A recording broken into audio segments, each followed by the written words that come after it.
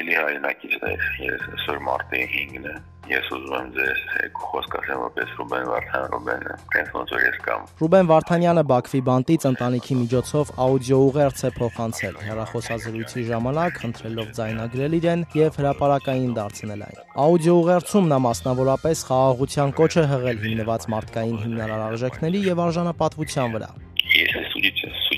профессионально, публично, открыто. Իմ պահանջները նույնն են, եթե դատում եք, դատեք պրոֆեսիոնալ կերպով, բաց ու հրապարակային Ադրբեջանի բոլոր օրենքների ու ընթացակարգերի համաձայն, մյուսների հետ միասին, միջազգային լրատվամիջոցների դիտորդների ներկայությամբ, եթե այդքան վստահ եք ձեր արդարացիության մեջ։ Իմ գործն արհեստականորեն մի առանձնացրեք, ասել է Ռուբեն Վարդանյանը իր աուդիո ուղերձում։ Идете сюда судилище, имитацию шоу.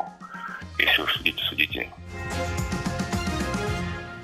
Եթե Հայաստանը մինչև 2025-ի ավարտը հավաքական անվտանգության պայմանագրի կազմակերպության բյուջե չվճարի իր բաժին ֆինանսավորումը, ապա կազմակերպության անդամ երկրները կարող են տարբեր սցենարներ դիտարկել։ ՌԻԱ Նովոստիին ասել է Ռուսաստանի փոխարտգործնախարար Ալեքսանդր Պանկինը, միևնույն ժամանակ շեշտելով, բայց հավանաբար հապկից ոչ ոք Հայաստանին չի վտարի։ Իսկ թե ինչ այս սցենարների մասին է խոսքը, Ռուսաստանի փոխարտգործնախարարը չի մանրամասնել։ Հայաստանը 2024-ի փետրվարի հայտարարեց, որ սառեցնում է իր մասնակցությունը հապկ միջոցառումներին, ապա հրաժարվեց իր բաժին ֆինանսավորումը հատկացնել։ Տևական ժամանակ չի մասնակցում համատեղ զորավարժություններին ու հանդիպումներին, բայց պաշտոնապես չի դիմել հապկից դուրս գալու գործընթաց սկսելու համար։